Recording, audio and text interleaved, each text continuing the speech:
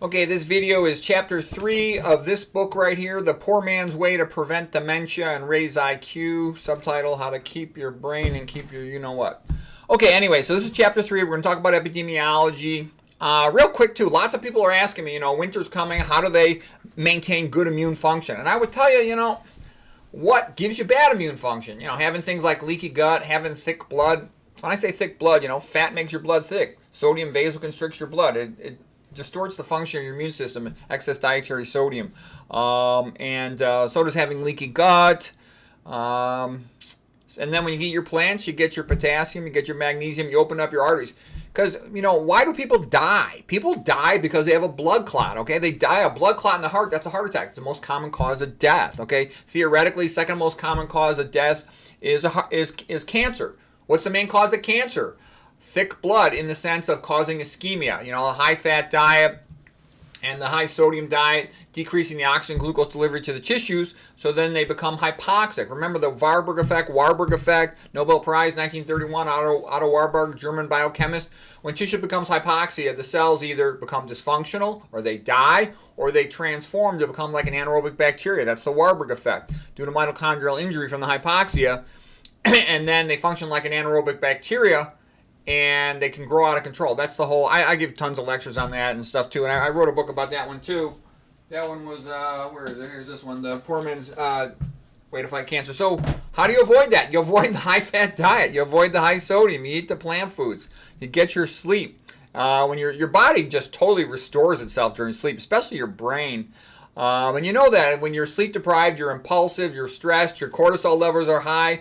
Because you want to keep your cortisol levels low. I think that's a key component of it all too. Because when cortisol levels are high, they're designed for acute physical stress.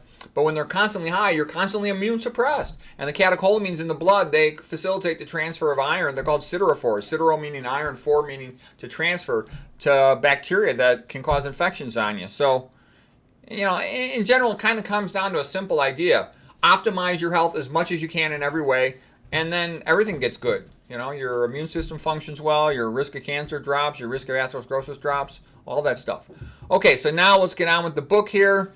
Epidemiology. Okay, most dementia used to be associated with either obesity, hypertension, diabetes, or all of the above. I can tell you, whenever I look at demented brains, they almost always have at least one cataract surgery, if not both of them. And they're usually hypertensive, diabetic, and obese.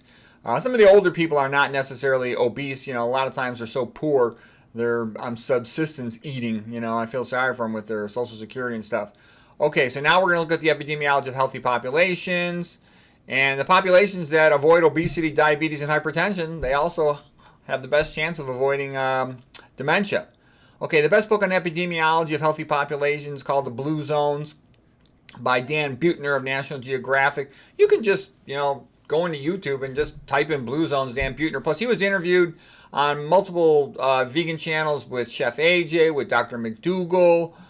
He found the 5 healthiest populations in the world based on the people who lived the longest and kept their mental sharps and were physically fit after their 90s and 100s. And that's things like the Okinawans. We talked about the Okinawans being healthier than the rest of the Japanese, were quite healthy compared to most populations of that time, because the Okinawans had less salt than the mainland Japanese population, so they lived longer. They were also eating a lot of sweet potatoes back in those days, mid-1900s.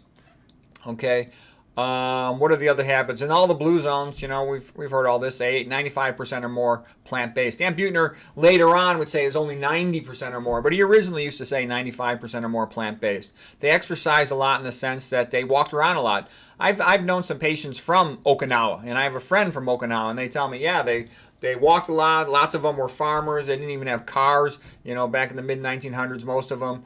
And they also had a very strong sense of religion and community and respect for the elders. The kids are told, your parents had to work so hard and do all these things, so you're expected to get more educated and work harder and do more and help them and all this. And it's a very strong sense of family and community.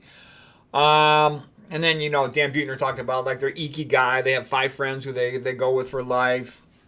And they're pretty close sense of community. Yeah, humans are designed for that, and other people have talked about that too. They're kind of designed to have like an extended family environment. Aristotle had said the family is a perfect design for mankind to meet his needs. Okay, Let's see what else. Despite all the Western world hype about how wonderful diversity is, many think it's a psyop to get countries to open their borders and commit suicide. Oh yeah, no country can exist with an open border. Okay, it just doesn't work.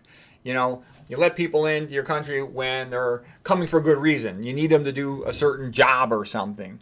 But I think the way it's used in some countries in the modern world is a way to sort of break the population apart.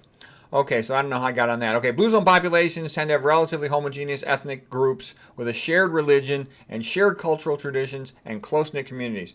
Yeah, when you have something in common with your neighbors, you're more comfortable with them. And I think that's also why religion is such a big thing. It unites communities. Okay, this is the weekend, Saturday, Sunday, whatever it is for the community. We're all going to go to the church service, and after the church service, there's going to be a picnic. And then the church school has a sports team. We're going to go watch the church team perform. And then after that, we're all going to go out to eat together. And then here's a feast day, a holiday. So it all kind of works. And then the kids come home from school or wherever they are for the holidays. All of that stuff gives a structure to a community. All right, so anyways, here's Dan Buettner's Blue Zones. He's pretty good. You can watch him, like I said, on all the videos. And that's a good introduction to epidemiology. Okay.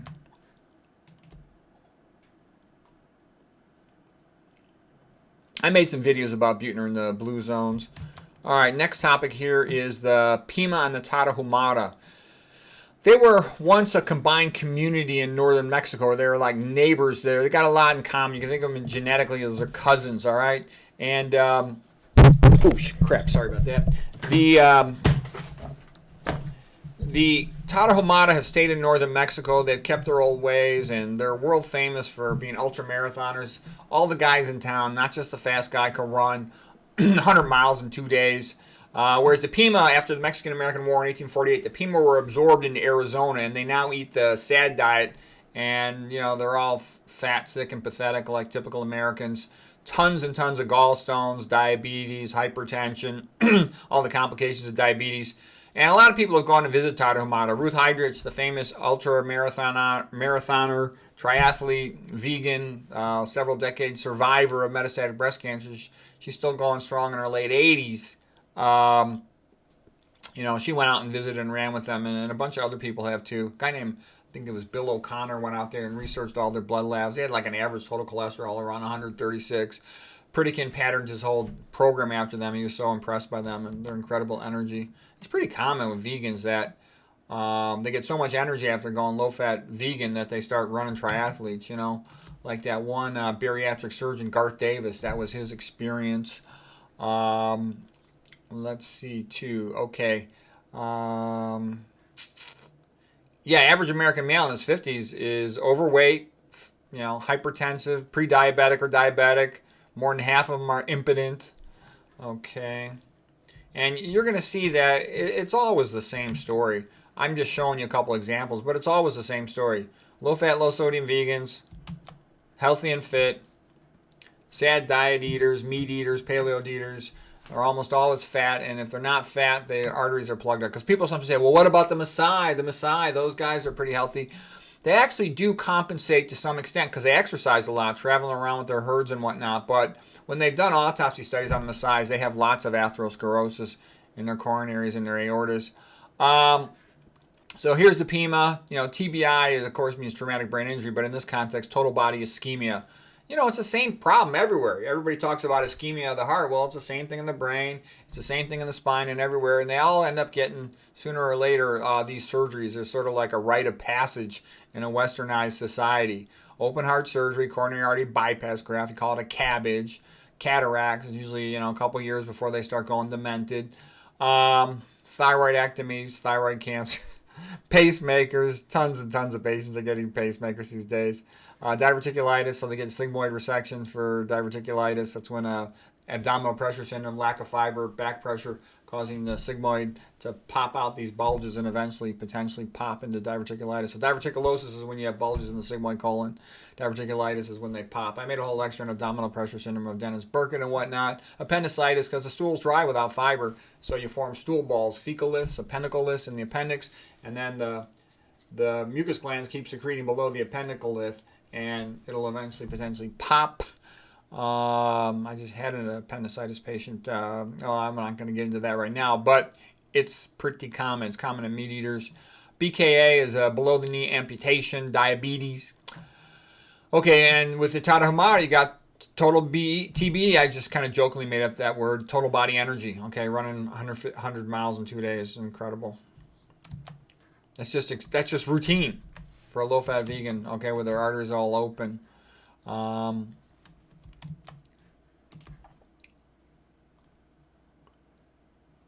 And so I'm just showing you a couple examples here, but it's always the same story. You'll see this. Look all over the world, whatever population you'll see, when they're eating old-fashioned, predominantly plant-based diets, they're skinny and healthy and energetic. They had to be to survive. And now when they're sort of sedentary with the Western diet, they're all getting fat and sick.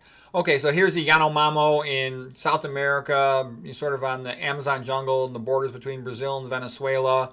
And they were eating real low amounts of sodium in the ballpark of 200 milligrams a day. They have normal blood pressure in their 70s. If a person eats a plant-based diet all their life and doesn't add salt to their food, they'll have the same blood pressure in their teens as in their 70s.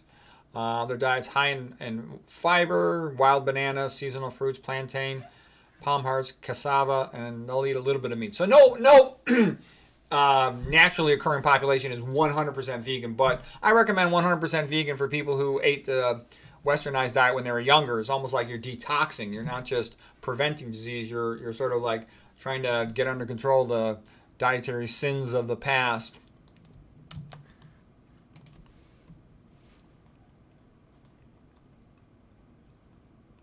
Oh yeah, there was some intersalts that he goes into some of the details about their sodium experience.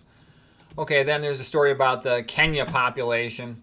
And there was a paper in 1929 in the Lancet Journal in Kenya.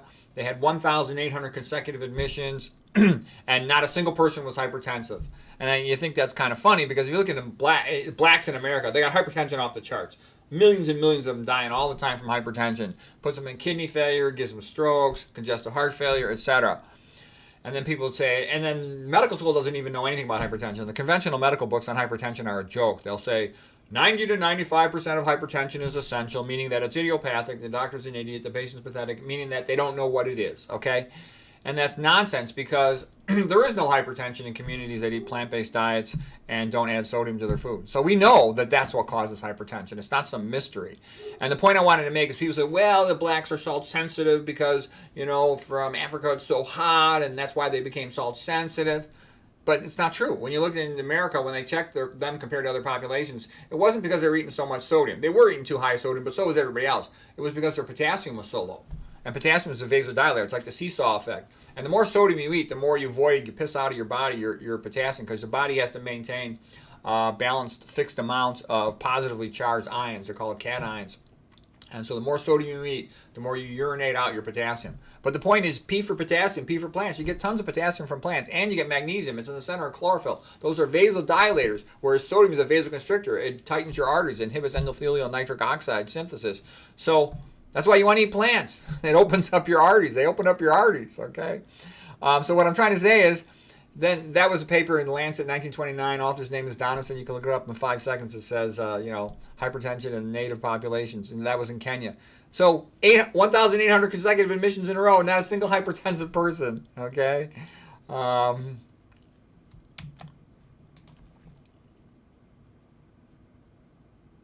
Okay, just talked about that. Oh yeah, and then also what are people deficient in? The 4 most common deficiencies are deficient in fiber. Why? Because it comes from plants. They're deficient in potassium. Why? Because it comes from plants. Americans are typically deficient in magnesium.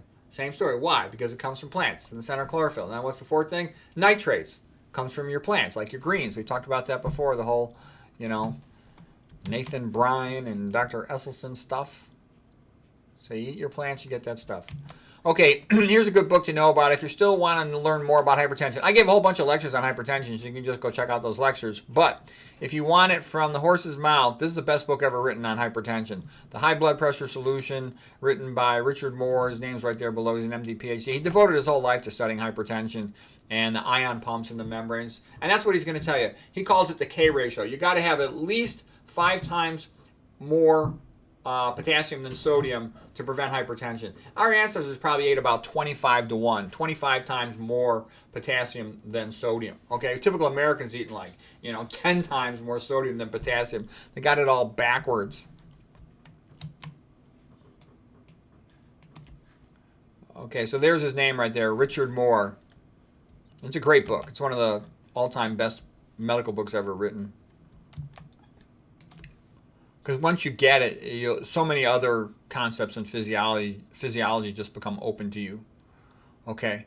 Oh, then one other thing you'll start hearing about is, what did Pritikin and McDougall think about sodium versus fat for hypertension? Pritikin and McDougall both felt that, especially McDougall, he felt that the fat was more of a problem for hypertension than was sodium. And it's also true the Japanese lived a pretty long life, let's say back in the 1960s and 70s, despite eating tons of sodium, about 12 grams a day. But it did give them more hypertension, more intracranial atherosclerosis, and more strokes. And the Okinawans did live longer than them and healthier than them because they ate less sodium. So I think I would call it, I kind of agree with McDougall's concept of, animal foods, meat, dairy, and all that fat. That's like a primary poison, a major toxin. Sodium is a toxin too. Call it, second level toxin, secondary toxin, or whatever you want to call it. Okay. The other thing too was the work of Walter Kempner.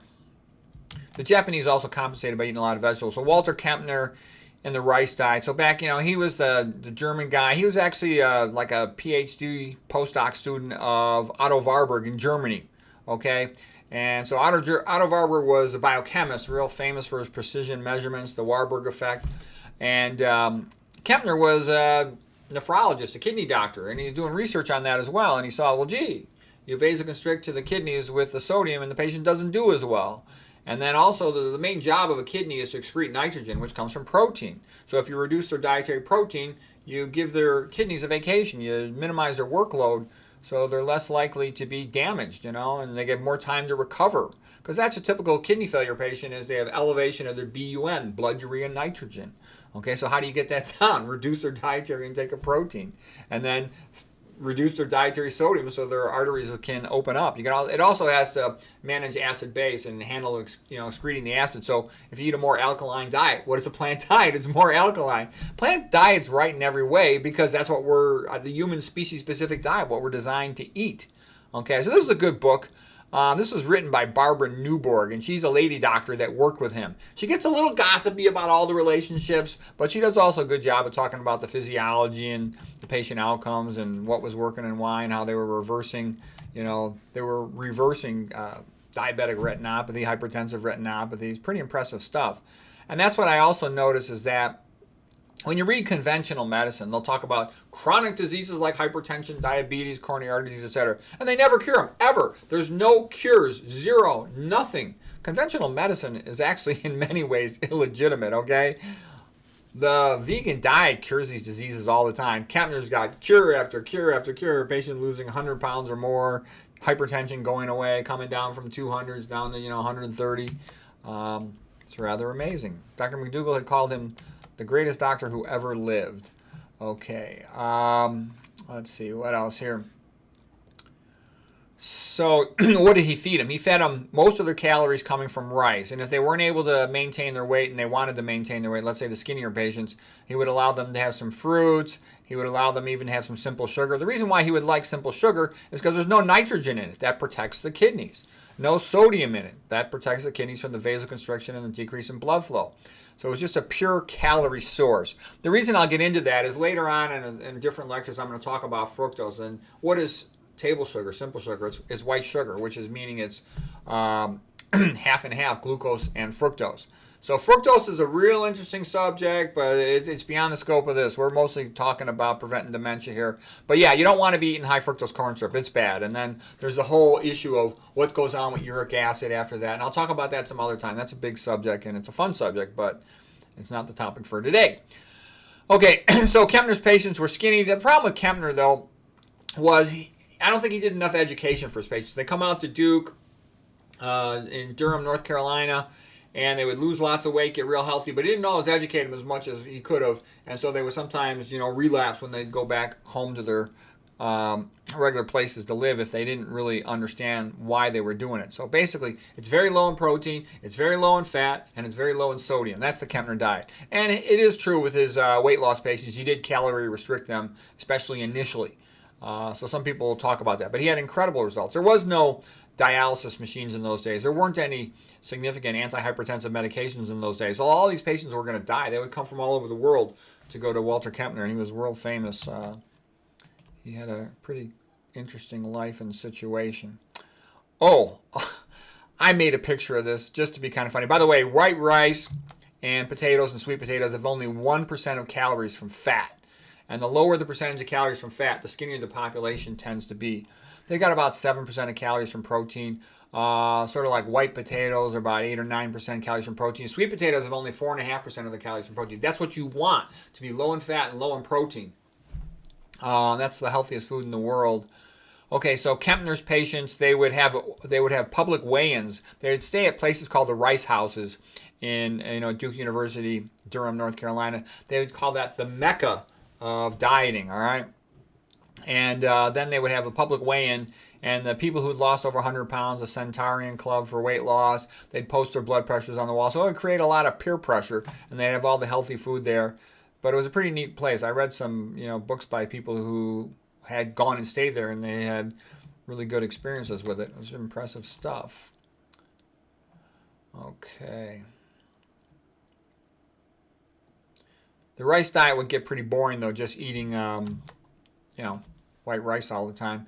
So yeah, like I said, only 1% of calories. And these are all starches. So a starch, again, is a plant food that is a polymer of glucose. So polymer means multiple glucoses attached to each other, and then they're wrapped in a ball of fiber. And it takes a lot of time for the gut to peel off that fiber because it's low caloric density, stretches the stomach, early satisfaction of hunger. It passes into the intestine, and then the intestinal enzymes have to remove the fiber before the glucose is absorbed into the blood. And because it causes a slow, gradual movement of the glucose from the gut to the blood, you maintain a normal blood glucose level a prolonged amount of time. You satisfy your hunger with the least number of calories. That makes you skinny, and it also makes you healthy, and it also gives you good energy, and you feel good.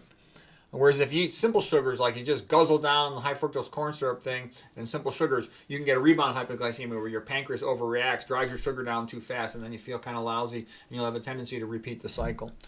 Okay. So this was just like a drawing of a diagram from Kempner's research.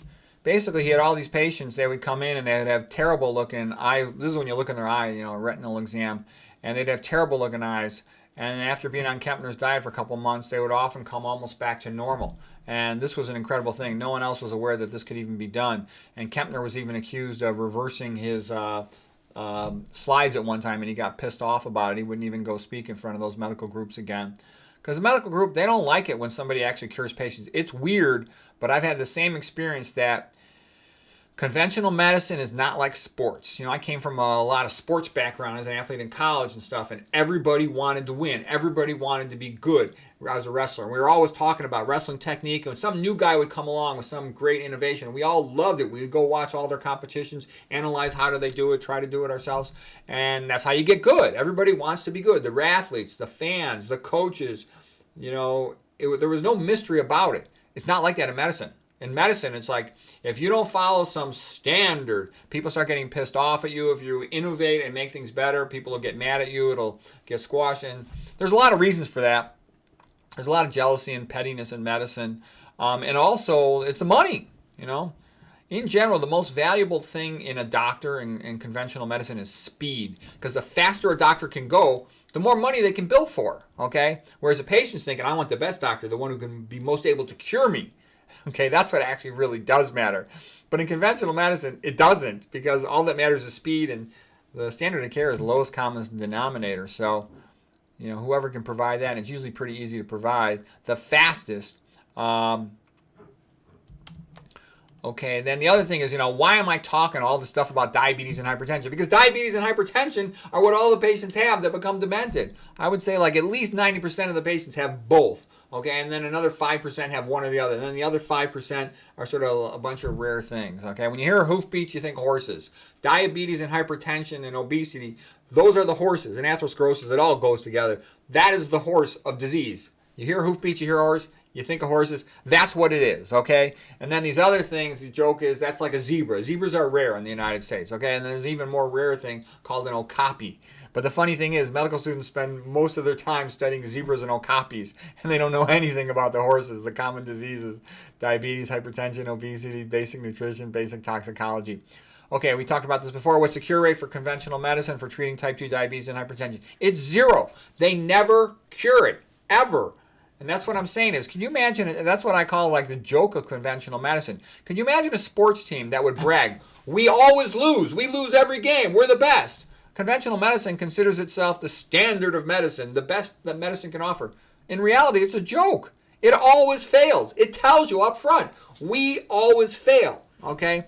So once you know that, if you got diabetes or high blood pressure, they're never going to be able to cure you, ever. They will tell you right when you walk in the door, we could never cure you. You go low-fat, low-sodium vegan, most of these patients are cured, especially, the sooner it's caught, the better. After decades and decades of hypertension and type 2 diabetes, there's a lot of blood vessel damage, and those arteries might be chronically scarred and thickened, and there's always going to be some hypertension, okay? Or the pancreas might have lost its ability to produce insulin, loss of the beta cells, so that it's no longer fully curable. But early on, it usually is. It almost always is. Okay, McDougall predicting, they would say they get 90% of their patients off their diabetes, hypertension medications. Okay, and Roy Taylor about his diabetes patients up to 4 years, he said he cured all of them when they would lose 20 pounds or more. Okay, so think about that. You go the conventional route, you have a 0% chance of being cured. Never cured. You go low-fat, low-sodium vegan, you got 90% or more. For atherosclerosis, coronary artery disease, like 100%. You catch diabetes earlier, you catch hypertension earlier, you could potentially get up towards 100%. Okay, it depends how early you catch it, but you get the point. Okay, that's a smart thing to do. All right.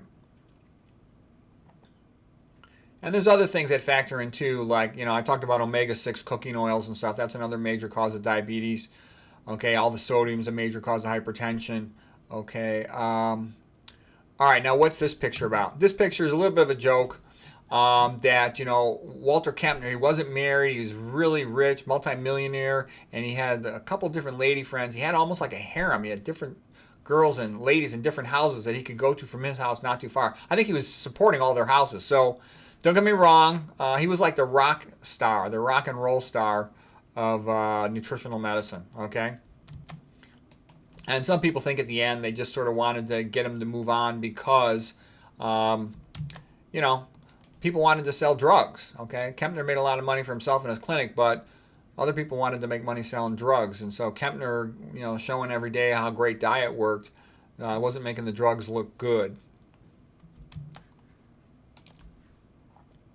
The reason why I'm showing you Kempner and all this other stuff in this epidemiology is because people are going to say, well, how do you know that's true? I heard, keto, paleo diet's good for diabetes and stuff. And what I'm trying to show you is, you don't got these like 20 patients in some sample set funded by Big Pharma trying to make their drug look good. You've got billions of people, okay, from these epidemiology and multiple millions of people from these epidemiology studies showing you that low fat, low sodium, predominantly plant-based diets make people healthy, okay? And there's nothing ambiguous about it.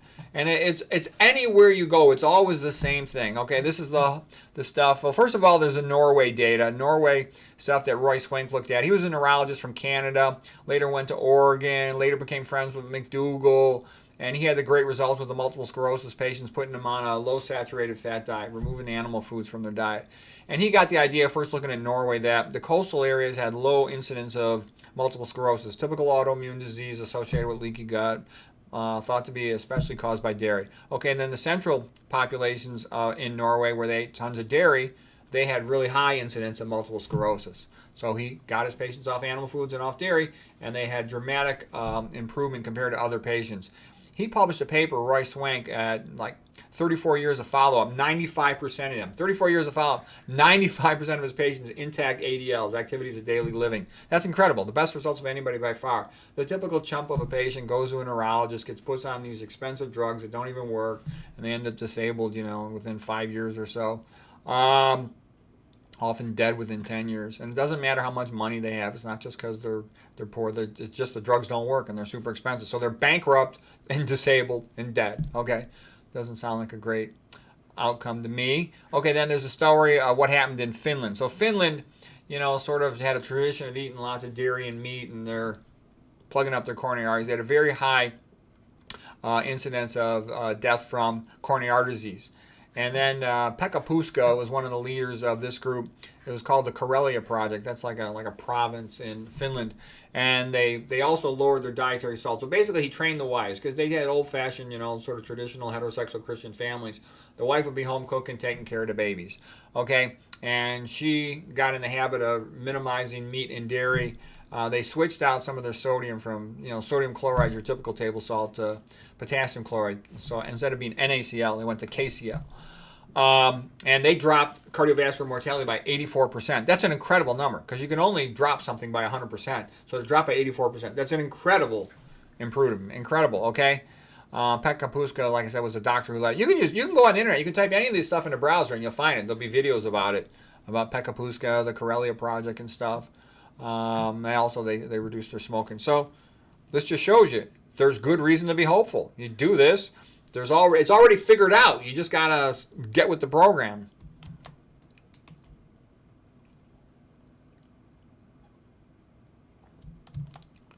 Okay, and Ansel Keys had already showed, the true Mediterranean diet, which I don't even like that word anymore because it's such a distorted, corrupted thing, was primarily a plant-based diet, okay, with a lot of vegetables, okay. The modern version of the Mediterranean diet is just a total corruption of that. It's full of high-fat foods and meat and oil and stuff. Okay, Roy Swank's got a lot of videos at Dr. McDougall's site. You can check those out. And, Swank did a great job for his time. He did a lot of research on blood flow as well. He didn't know as much about oils and PUFA, so he didn't come down as hard on omega-6s as he should. But still, it's a fascinating thing to read it. And you'll hear some people criticize Swank. Think, oh, well, Swank, he didn't have MRIs on all those patients. And he didn't have the best follow-up because once he moved to Oregon, he was following his old Canada patients just by postcards and letters. And there's some truth in all that. But still, he's so far ahead of the curve. He's just like way beyond anything conventional neurology can do. And I've had my experience. I've talked to a couple of conventional neurologists who treat multiple sclerosis. And in my mind, they're just sort of narrow-minded and fixed in their ways. Because conventional doctors who don't know anything about nutrition, they're like programmed to think anything that's not a drug is a joke. They don't believe in it. That's because they're ignorant, okay? They've never learned about it, and they're sort of hesitant to learn about it later in their career because they prescribe the drug, they make tons of money, they can't get sued. What's not to like? And that's why I said you need Christian ethics, and you have to really care about the patient as a person. Otherwise, it really doesn't matter what happens to the patients. If the patients all die, so what? You get paid, you can't get in trouble, so what? So you have to care about them to sit there and talk to them and not get paid for talking to them and teaching them all this stuff and empowering them. And then you lose money on top of it. And then the clinic you work for is going to be pissed off at you. You're losing money. You're medical legally vulnerable because you're not following the standard of care anymore. That's why it's hard to go outside the standard of care. You lose in every way other than helping the patient. That's why you have to care about the patient in a big way. And you have to care about the ethics of it. Okay. I talk about the IQ level of the videos. A lot of different speakers make their videos at a different level. Like, it depends who they sort of see themselves as their average audience.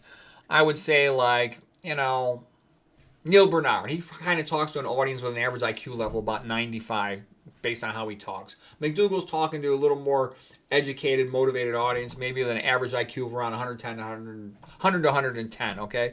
A more with it crowd for nutritional and biology knowledge, whereas mine are more advanced. I sort of assume that practically no one's ever heard of me except for really motivated people, and they're going to be a smarter, more with it crowd. So I'll talk at a higher, complexity level, which, I think, can make it more interesting. You go into more detail, okay? What did I say? I said, McDougall and myself, I think, are two of the best nutrition doctors in the world. And there's other great ones like Caldwell Esselstyn, T. Colin Campbell. And I think they both deserve Nobel Prizes. Their research is fantastic and it greatly helps mankind in the world. But they tend to stick mostly to a narrow range of subjects. So I kind of jokingly call them one-trick ponies. And let's see, what else am I talking about here? A lot of other very bright nutrition doctors, but in my experience, most nutrition doctors are just trying to recruit people to their clinic, so they're not going to tell you all their secrets because they want you to come to their clinic so they can make some money off you. And, they got to live, so I can respect that, but I just do it as a hobby, so I can tell you anything. Also, a lot of them are either mentally weak or they're being sponsored or something, so they're promoting all this terrible food. Soy, caffeine, like I said in my last lecture, caffeine's stupid, okay? Sleep's one of the best things you do for the brain. Caffeine interferes with your sleep. It raises your stress response, raises your cortisol, raises your lipids, raises your blood glucose level, increases insulin resistance, increases your stress level, predisposes you to impulsive behavior. It's all bad. Anxiety, atrial fibrillation, palpitations. It's all bad. It's for chumps. Soy tends to be, super high estrogenic. Non-organic food. There's too many chemicals in it. That's why I don't like it. Unfiltered water, all the estrogenic chemicals. Omega-3, there's problems with omega-3s. I'll talk about that later, but I think this whole thing about old people needing omega-3s, they becoming demented, I think that's a big lie for people who sell this stuff. It's for chumps. Okay, all these blue zones and all these epidemiology, they don't run around taking omega supplements. I think that's all a bunch of modernized nonsense. All the stuff about olive oil being good for you, it's all nonsense. Don't be chumps. That's why I'll tell you too, I really like about McDougall. He logically thinks things through and comes up with a system. Eat starch. That's what our ancestors did to be healthy. That's what works. I completely agree with that. They didn't run around, all these blue zone people, searching for some processed food. Olive oil, canola oil, nonsense, okay? And MSG, man, it's everywhere. It's like it has the most identities of any food. It's got over 50 different names. Okay, yeah, and my goal is I just want to try to be the best doctor in the world. I read all these scientific papers and research papers, watched all these internet videos, and I'm like, holy crap, nobody's doing what I want to do. I could potentially be the best doctor in the world, okay? And you can argue with that, but find a better one. McDougall's done a ton of stuff that I haven't done, and I admire him greatly, but I've also done a lot of things he hasn't done, and I have a ton of knowledge that he doesn't have. So I think we're complementary. Okay, and I've already told you, I think we need Christian ethics, because if you don't love the patient or love the idea of doing the right thing and do it because it's right rather than for money, there's 1,000 times more money in lying to people, ripping them off and tricking them into supplements and drugs and surgery than there is or there ever will be in teaching them the vegan. So that's why you have to have that ethics. And people think, oh, modern medicine is so great with high tech. It's actually a joke. I just told you. It can't cure 0 patients with diabetes, hypertension, obesity, coronary artery disease, tons of problems. It's just kind of a big joke, okay? But it's great for making money. Okay, like if a fat 50-year-old walks into the office of a doctor, right away, it's like, we got a chump here. Okay, put him on meds for his high cholesterol. Put him on medications, at least 1, maybe 2 for his high blood pressure. Medicine for his high triglycerides, okay? He's going to have a high uric acid. Maybe put him on something for that. Real quickly. Then he's going to get side effects, need a medicine for that. You can send him for labs. Okay, he's got high LFTs, liver function test. Send him for an ultrasound, confirm his fatty liver. You can check him for tons of stuff, okay? Not many medicines actually work well. They're good for replacing something. If your thyroid's gone, you can take your thyroxine, for example. If you got Parkinson's, you can take your L-Dopa, okay? But there's not that many pills that actually really work. Patients greatly overestimate what they think a pill does for them, okay? And what's the doctor do? Gets all their tests, for this coronary artery disease. Like I said, it's a big joke, okay? Conventional medicine can't cure it, and it can charge you many, many, many thousands of dollars. We already talked about all this stuff. Cabbage doesn't really work. Stents don't really work. Pills don't really work, and you're on them for life, whereas Esselstyn's diet works close to 100% of the time. And the other thing, too, is, like I said, I did my fellowship in interventional radiology, imaging-guided surgery, with the emphasis on vascular disease. Back in those days, we did tons of lower extremity, catheter arteriograms, angioplasty, stenting, etc. And I never learned about vegan diet or atherosclerosis reversal, any of this stuff, or the epidemiology of atherosclerosis. I didn't know that atherosclerosis was a blood clot. None of that stuff. Okay, and that was at Harvard, one of the most advanced places in vascular disease, sort of one of the founding fathers' birthplaces of cardiac cath, okay? And they didn't know this stuff. And I can tell you, even today, the Harvard cardiologists are sort of the most famous researchers of atherosclerosis, guys like Peter Libby and Ridker. They're going to be talking about inflammation as a secondary major issue in addition to elevated cholesterol for causation of atherosclerosis. And what I'm sort of saying is, well, now we're going to get a little bit sidetracked about atherosclerosis. CRP, C-reactive protein, why is that elevated with atherosclerosis? Well, maybe it's because the muscle cells are, in a sense, partly ischemic, okay? So what I'm saying is it means more than inflammation, all right? And the best researchers on atherosclerosis are pathologists. So I don't want to get into that anymore right now. But the point I'm saying is I actually don't think conventional medicine is capable of fixing itself at all under the current paradigm, whereby they make more money off, ripping people off, and they have an atheistic Darwinism mindset so that the patients are of zero value. I mean, they're always going to say, yeah, we care about the patient, we do the best for the patient, but in reality, if you really care about somebody, you do the right thing for them, okay? You know, the person's actions are more important than their words. Okay.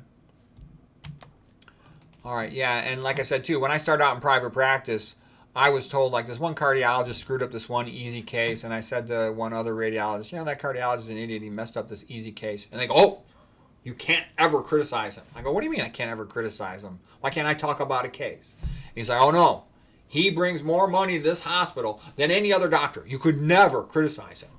And I'm like, okay. And so what I'm trying to say is, in private practice, the best doctor, it doesn't matter if all their patients die. If they bring the most money to the hospital in a private practice or hospital, that's the best doctor.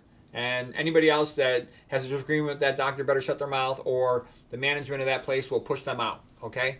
And if you go to a serious university, they might say the best doctor is that guy over there. He's published like, 200 papers, okay, 300 papers. And I laugh at that because nowadays medical students tell me that in order to get accepted in certain residencies, they have to have their name on 20 to 30 publications.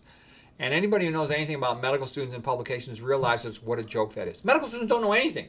They barely know where the bathroom is, okay? They don't know how to cure any disease. They don't understand any disease. They don't know anything, okay? Having medical students around is comic entertainment. They don't know anything. And the reason I say that is because they're not capable of writing a paper. All they do is go over there and sort of kiss ass and just show up. And then to be nice, the lab puts their name on the paper, okay? So it's this whole big fake thing. And the reason why that's relevant is to actually really try to understand something and study it and become an expert in one thing, you wouldn't have any publications, or you'd get your name on one or two papers. And that would be a person who really knows something. And so if you do it for real, you don't get any credit. But if you fake it and just kiss butt and show up at the lab, please put my name on a paper, please put my name on a paper, and get your name stuck on something, then they go, wow, you've got your name on 20, 30 papers, all right? So that's what I'm trying to say is fake stuff, dishonest stuff, that's all rewarded with the current system. But true knowledge and true excellence, it is not. Look at McDougall when he was in his practice, okay? Not a single doctor would send him a single patient. They're all kind of pissed off at him for recommending all this plant-based stuff. And they also feel it makes them look bad, okay? I mean, if the one guy over here is curing close to 100% of their patients with a vegan diet for coronary artery disease, diabetes, hypertension, and then the other guy is selling them all these drugs, pills, stents, surgeries, and he's not curing hardly anybody, he doesn't want those patients talking to each other. It makes them look bad, okay? So the purpose of the medical business, conventional medicine, is to sell drugs, to sell surgeries, lab tests, diagnostic procedures, imaging tests, and it does not want competition with the low-fat, low-sodium vegan diet and all this lifestyle stuff, because it would just kick their butt, so to speak. It's so much better.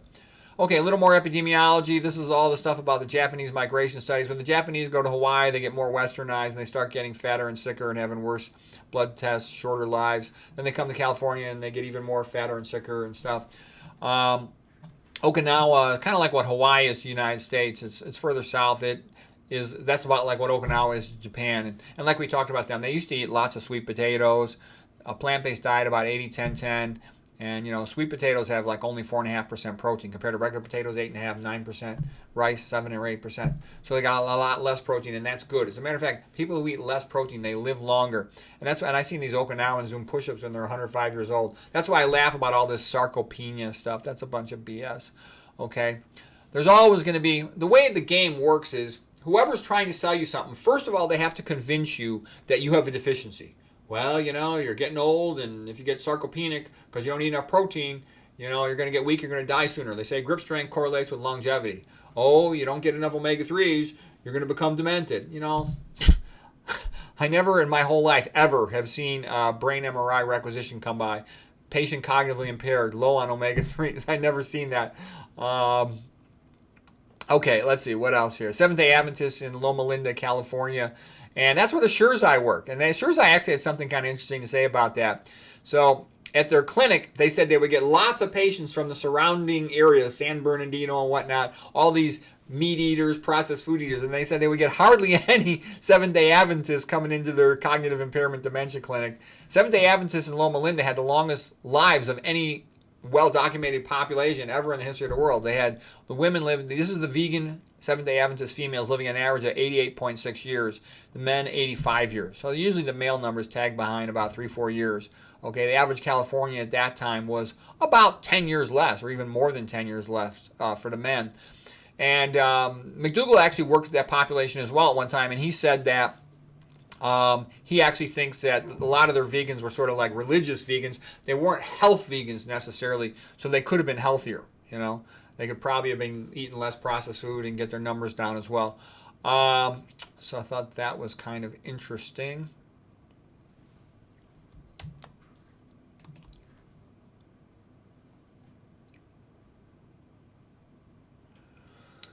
Okay, the Seventh-day Adventists also, there was one guy, was that old surgeon, what's his name, Ellis Wareham, something like that. That old guy who was still practicing as a cardiac surgeon when he's about 85 years of age. And he said, you know what, it's not just the diet. He says it's also the Seventh-day Adventists. They like each other. They're friends. They're a nice religious community. So they spend a lot of time together, not just in church, but on the weekends. They often go on hikes in the hills, in the mountains, and what I've seen about children is they behave like their friends do. So if you're in a nice community where everybody's doing positive things, then you'll probably be doing good positive things. And if your community likes to go on nature hikes, walking a lot, getting sunshine, and eating a plant-based diet, you'll probably do the same thing. So there's shared health is part of a community. And also when you have people that you got stuff in common with, you feel more comfortable with them and they more comfortable with you. You create friendships. It's all good. Okay? And then, as Japanese started eating more oils, omega-6s, they started having way more obesity, way more cognitive impairment. And that's the whole thing where that Tetsumori Yamashima, I got separate lectures about him, Yamashima lecture. The more omega-6 fats they ate, the fatter and sicker they got, the more dementia they had. And then there's a Chris Knobb, Knobbe, ophthalmologist from the United States, who talks all about how he thinks omega-6 is the main thing destroying the health of Americans and populations all over the world. That the more, he shows all these curves, that the more omega-6 oils they eat, the fatter and sicker and more demented they get. And he claims that the sugar curve is going relatively flat compared to the fat curve with the omega-6s, and that it's the omega-6 curve that's correlating most with the increased obesity and sickness. Okay, and the reason that's in contrast to is like guys like Lustig and Richard Johnson, sort of like they're proponents of the so-called, they like telling people to eat meat, so they're trying to blame everything on fructose. And they don't push as hard on the omega-6 oils, but they do a little bit. Sat fat's really a bad fat. Okay, so let's see, what else? Papua New Guinea, they were eating about 93% of their calories from sweet potatoes. And they were also smoking a lot, kind of like the Japanese did, but hardly any lung cancer. It was over 6 times less than the Americans.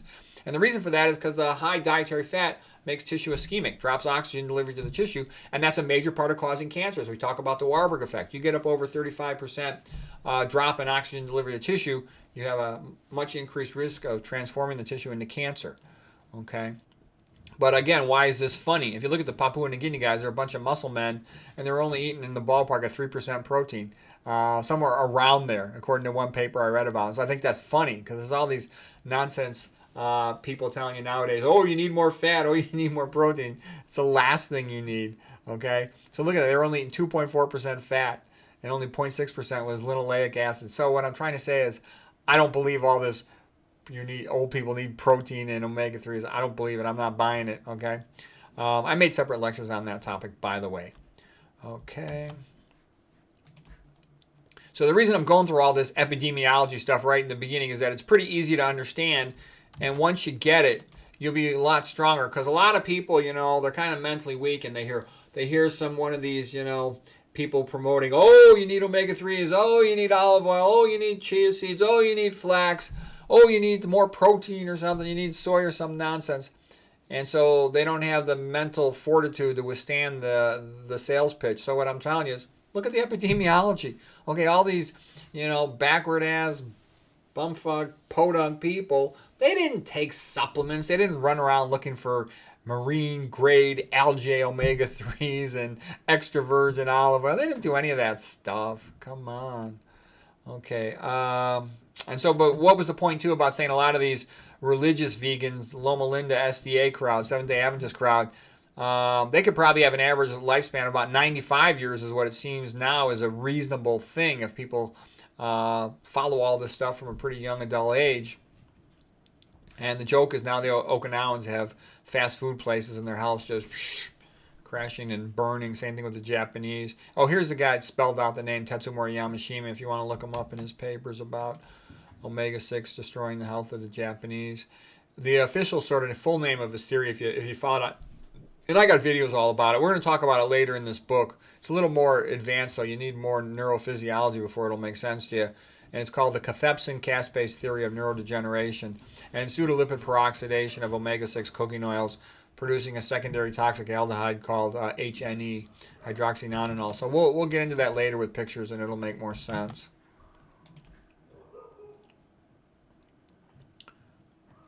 Okay, so the bottom line here is never eat anything fried. Never.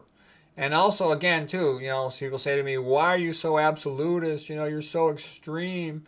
And I say, look, do whatever you want, okay? I'm just here to tell you the truth. It's your life. You can do what you want. But my attitude is, why would I ever want to do anything that's bad for my health? I would never intentionally do anything bad for my health. That would be stupid. Why would I want to do that? So I agree with Esselstyn. He says, no oil, not one drop. And that means all oils. They're all bad. They name, olive oil, extra virgin olive oil. It's like you're going to have sex with it or something. It's nonsense. That's just a marketing term. Extra virgin, your new bride, okay? Come on, it's crazy. It's just a stupid processed food. You don't want no part of it. It's got sat fat in it. It's got omega-6 in it. It's got who knows what other chemicals in it. How much is it already lipid peroxidized? Okay, so again, like I said, the reason for all this stuff is you don't tell an alcoholic you can drink on the weekends. You tell them no more alcohol, not another drop. You don't tell a cigarette smoker you can smoke on the weekends. You tell them you don't smoke no more. Okay, if you want to be healthy, that's what you do. Okay, then we already saw this chart, but it's still worth seeing again real quick here. The reason for going down this path is sad diet, you're screwed.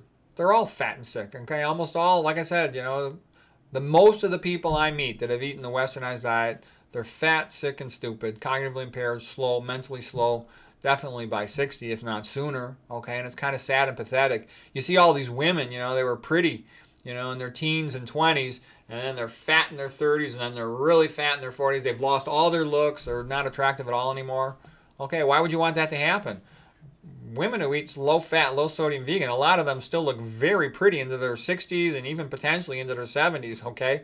Why wouldn't you want to keep your looks? That's how you do it, okay? And a lot of them go running around, too. I know a lot of women, they're going around with all these Botox injections and all these wrinkle creams and all this stuff. It's just like, why not just eat the low-fat vegan diet and you'll have the glow of vitality because you'll have good blood flow, good perfusion of your skin, okay? And then, same thing for this. Why do what the Japanese were doing, sabotaging their health with all that high sodium and with tobacco? That was stupid. But they still ate so much 1% fat rice and fruits and vegetables, especially vegetables, that they did okay. Okay, and the Southeast Asian Indians, a lot of them really healthful. The only thing they're screwing up is too much fried food. So stop eating the fried food. It's not rocket science. And like I've had people say, oh, well, how can you cook? You need oil to cook. No, you don't. All the starches, you just boil them in water. You boil rice, you boil potatoes, you boil sweet potatoes, you boil quinoa, you boil oatmeal. Okay, it's easy.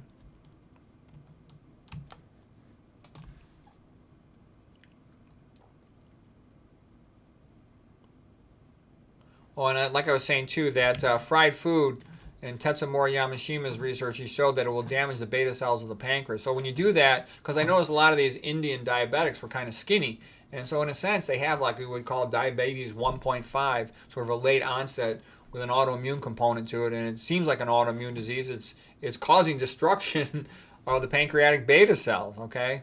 So that's why they can be skinny. If you don't have the beta cells, and then you become a little bit like a type 1 diabetic, you can be skinny even though you've got diabetes. And some people still mistakenly think it's type 2 because the person's an adult, but really it's almost like a later onset of destroyed pancreatic beta cells, okay? And also, there are a lot of vegans in the community that are sort of like animal rights vegans. I'm not, okay?